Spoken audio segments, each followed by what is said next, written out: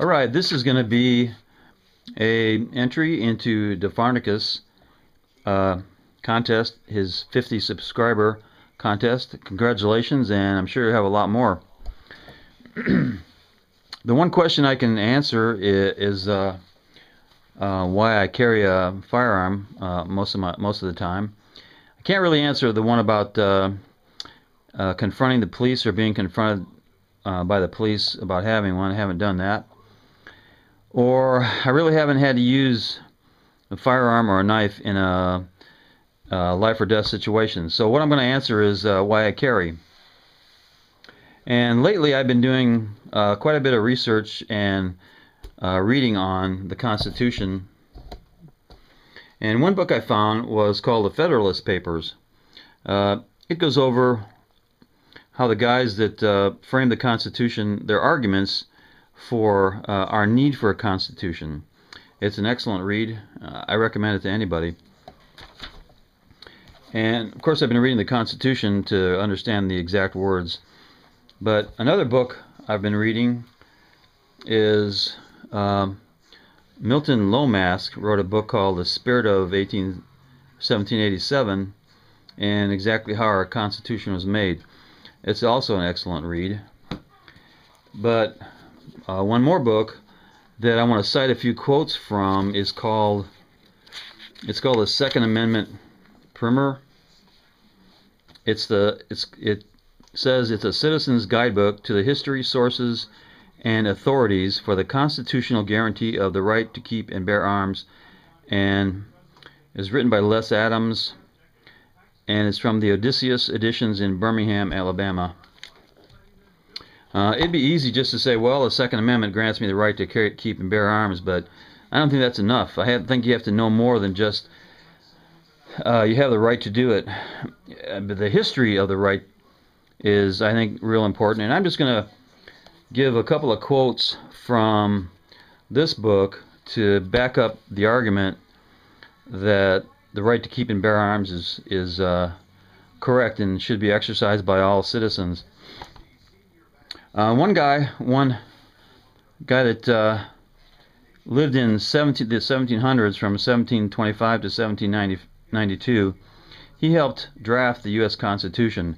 His name was George Mason, and he actually refused to sign the Declaration or the Constitution because the argument against slavery was not strong enough. He thought that slavery should be abolished, and he actually declined to sign the Constitution. But later, one of the amendments that he drafted was adopted, so he was justified in his action of refusing to sign. So George Mason, and his quote, or one of his quotes, is, "To disarm the people is the best and most effective way to enslave them." So basically what he says is a disarmed or unarmed populace is no better than slaves. And I agree with this 100%. Another quote, and I'll try to make this fast. And this is from a modern day dictator. It says, "The most foolish mistake we could possibly make would be to allow the subjected people to carry arms. History shows that all conquerors who have allowed their subjected people to carry arms have prepared their own fall." That means that if you're a dictator and you take over a country, you take their arms away, or else you're going to get deposed real fast. And who said that? That was Adolf Hitler. Can you read that? Adolf Hitler. Okay, another statesman, recent statesman, said, "The right of citizens to bear arms is just one more guarantee against arbitrary government, one more safeguard against the tyranny which now appears remote in America, but which historically has proved to be always possible." And that was a quote by Hubert Humphrey. And I'm going to finish it by one more. And this was said by one of the most renowned pacifists of the 20th century.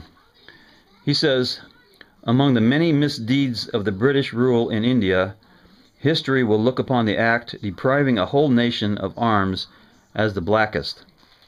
and that was said by Mahatma Gandhi. And he was a pacifist, and he knew that people should be armed to be able to defend themselves.